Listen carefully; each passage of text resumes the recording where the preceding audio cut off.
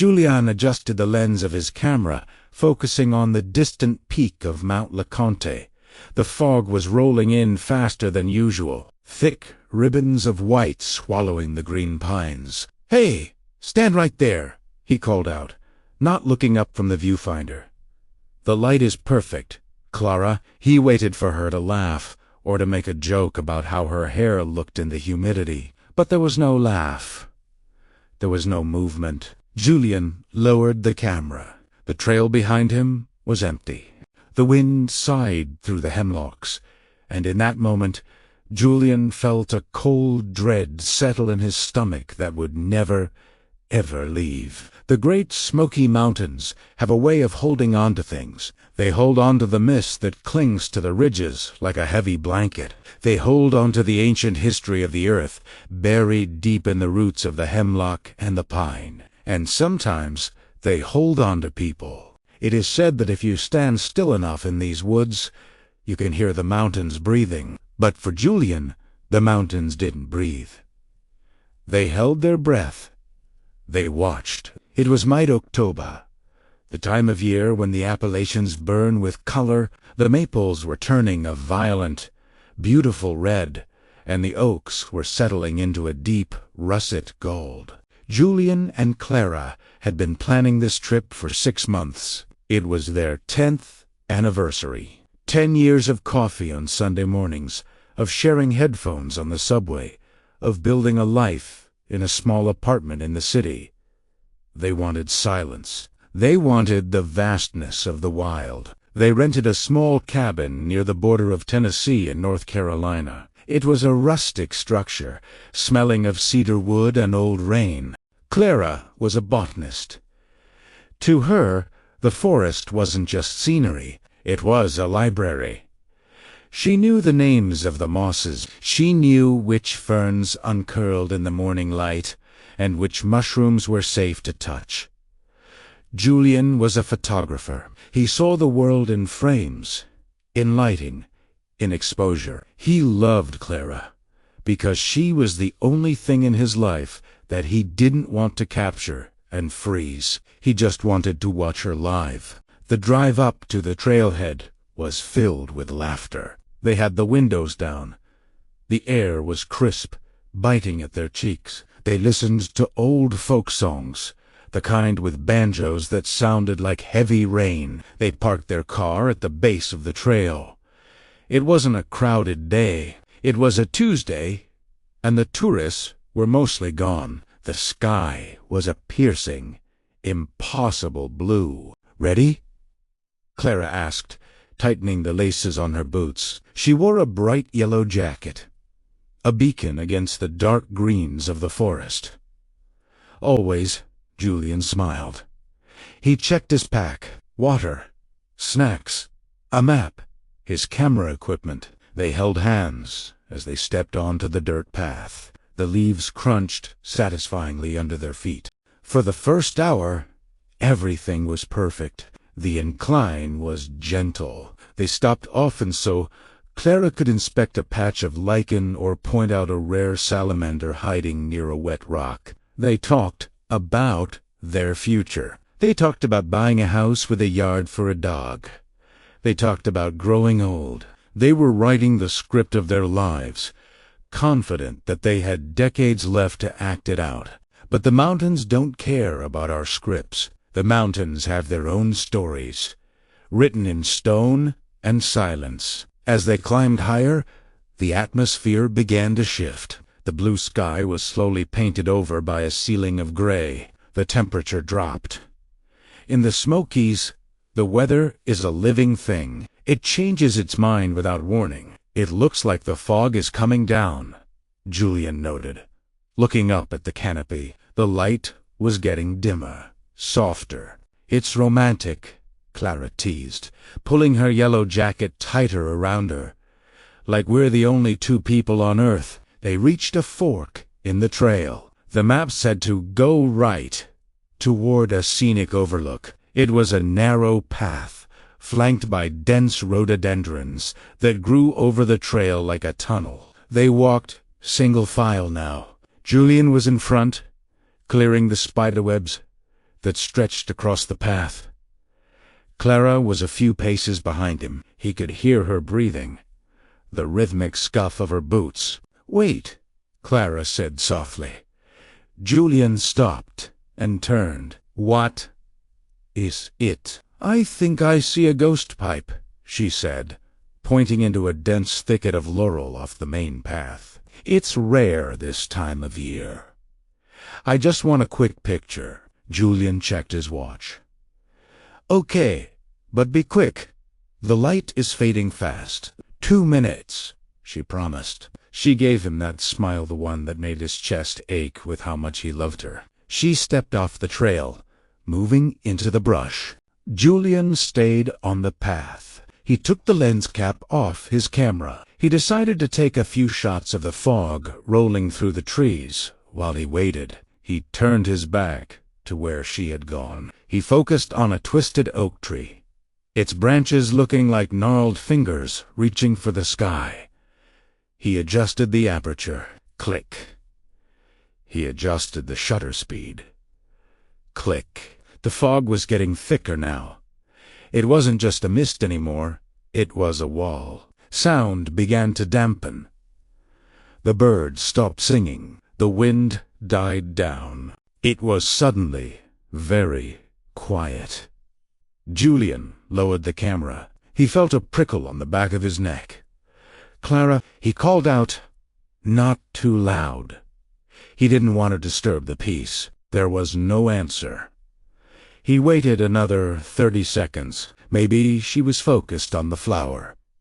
Maybe she was adjusting her own camera. "Clara, we should get moving," he said, his voice a little louder this time. Still nothing.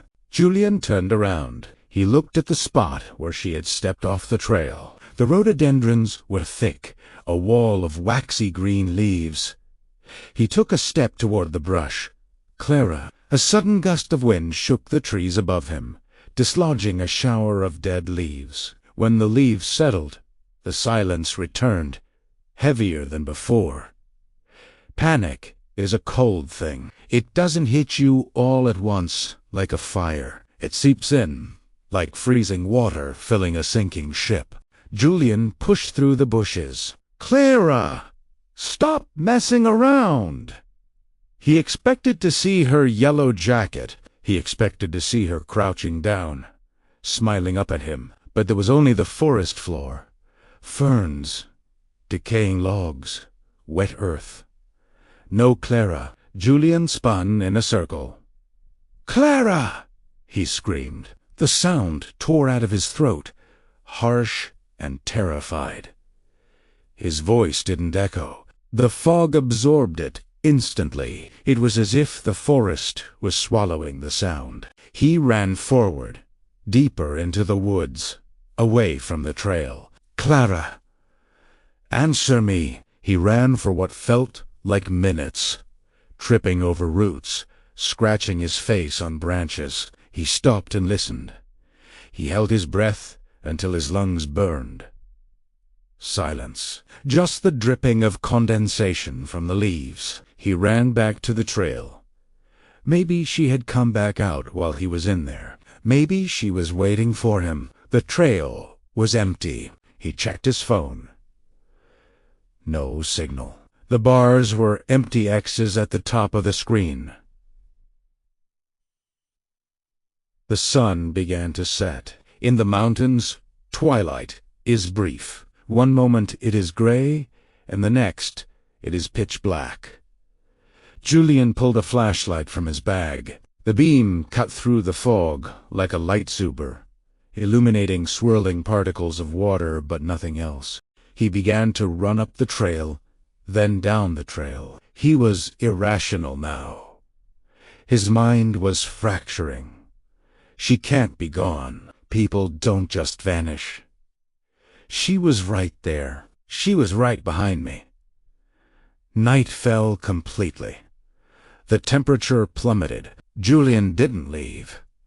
He couldn't leave. He screamed her name until his voice was a ragged croak. He shined his light into every shadow, hoping that a tree stump was her, hoping that a rock was her. Hours passed. The cold seeped into his bones. Eventually, he saw lights in the distance. Not hers. These were powerful, sweeping beams. Search and rescue. Someone had seen his car parked at the trailhead too late. A ranger had come to check. When the rangers found Julian, he was sitting in the middle of the trail, staring into the dark woods. He was shaking, not just from the cold, but from the shock. "She's just there," Julian whispered to the ranger, pointing into the blackness. "She just stepped off for a flower. She's just right there." But the rangers knew what Julian didn't want to admit. The woods at night are a labyrinth. One wrong turn, one slip, and you can be miles away from where you started. They shouted, "They, used dogs." The bloodhounds sniffed Clara's scarf from the car. They tracked her scent to the spot on the trail where she vanished. And then the dogs stopped. They circled. They whined. The scent didn't lead away. It didn't lead deeper into the woods. It just ended. It was as if she had been lifted into the sky. The search lasted for 2 weeks. It was the largest search operation in the county's history. Hundreds of volunteers combed the mountainside. They walked in grid patterns, shoulder to shoulder. They poked under logs. They dragged the nearby river.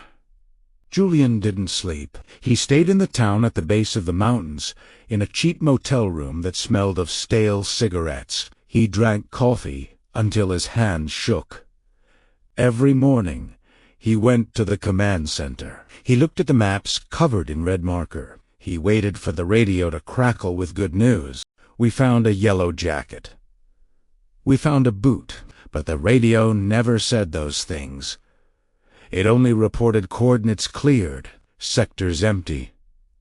Julian began to blame himself. It is the survivor's curse. The logic of grief is cruel. If I hadn't taken that photo, if I had held her hand, if I had told her no, if I had looked back 5 seconds sooner, he replayed those 5 seconds in his mind 1,000 times a day. He analyzed the memory like a photograph, looking for a shadow, a shape, a sign of what took her.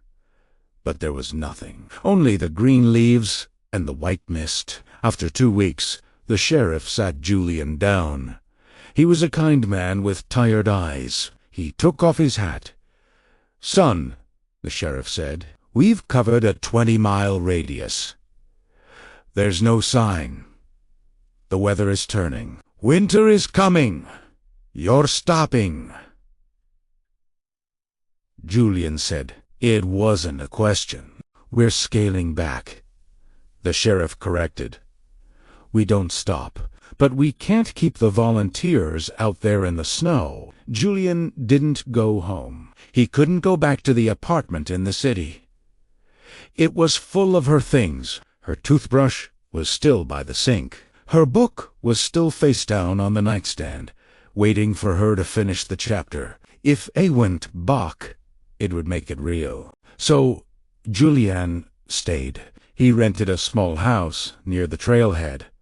He got a job at a local diner, washing dishes. He became the ghost of the town.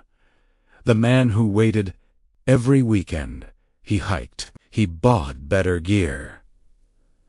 He learned the woods. He wasn't afraid of them anymore. He loved them because they were the last thing to touch her. He hiked the Alum Cave Trail. He hiked the boulevard. He hiked off trail, bushwhacking through the thorns, calling her name softly, like a prayer. Winter came. The mountains turned white and silent. The snow buried the secrets of the forest. Julian sat by his window, watching the peaks, wondering if she was cold. Spring arrived. The ghost pipes bloomed again. The world came back to life. But Clara didn't. Years passed. Julian aged. His hair turned gray early. He started painting. He stopped taking photographs because photographs were about capturing reality, and his reality was broken. He painted the fog, canvas after canvas of gray, swirling mist. He tried to capture the exact shade of white that he saw that day. He was looking for her face in the paint. He became a fixture of the community. The locals knew him. They stopped whispering when he walked in. They just nodded. They brought him casseroles. They respected his vigil. He kept his phone charged, the same phone number. He never changed it. Just in case. 7 years later, Julian was 40 years old now. The sharp edge of his grief had dulled into a heavy, constant ache. He had accepted that he would probably never know. It was a Tuesday in October, the anniversary. A hiker, a young man attempting the Appalachian Trail, walked into the local ranger station. He was carrying a plastic bag. The sheriff called Julian. "You should come down here," he said. His voice was different. Not sad, but urgent. Julian drove to the station. His heart was hammering a rhythm he hadn't felt in years. On the sheriff's desk sat a leather-bound book. It was swollen from moisture, the pages warped and stained with mold. "Where?" Julian asked. 5 miles east of where she disappeared, the sheriff said. "Deep in our ravine, a place nobody goes." A hollow log protected it from the worst of the rain. Julian reached out. His hands trembled. He recognized the leather. He had bought this sketchbook for her. He opened it. The pages were fragile, many were ruined.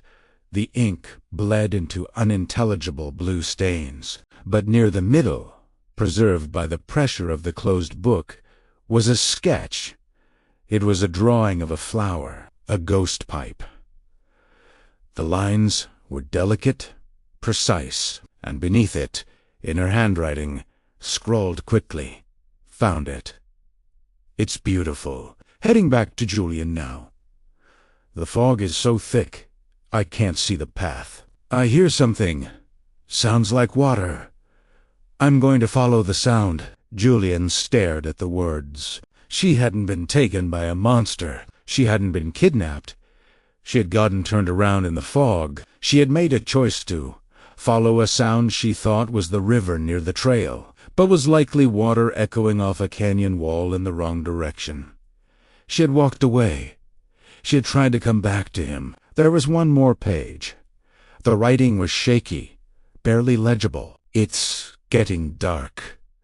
I'm going to rest here. Julian, if you find this, don't be sad. The stars are so bright here when the fog clears. I love you. I love you. I loaf." The writing trailed off. They never found her body. The ravine was steep, filled with loose rock and predators. Nature is efficient. It recycles everything, but Julian held the book against his chest. He closed his eyes. For 7 years, he had been haunted by the idea that she was afraid, that she was panic-stricken, that she felt abandoned. But she had written to him. She had sat down in the dark and thought of him. She wasn't alone. She had her love for him. Julian climbed the trail one last time. He didn't carry a backpack.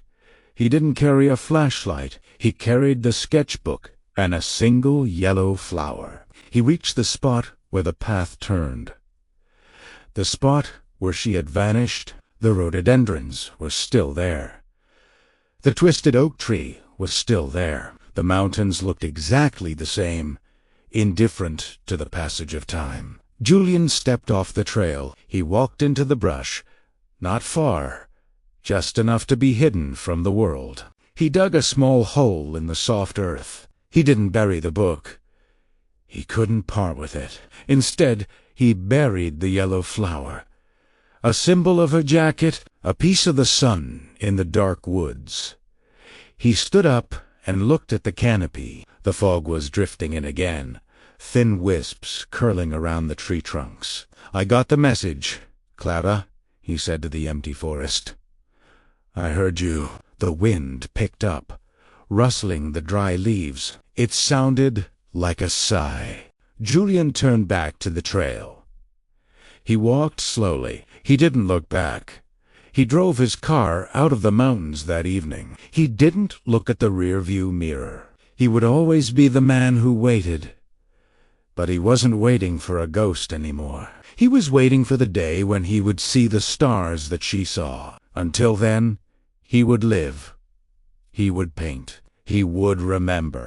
The Great Smoky Mountains keep their secrets well. They swallowed Clara, but they gave Julian back a small piece of her soul. And sometimes, in the tragedies of this world, that is the only mercy we get.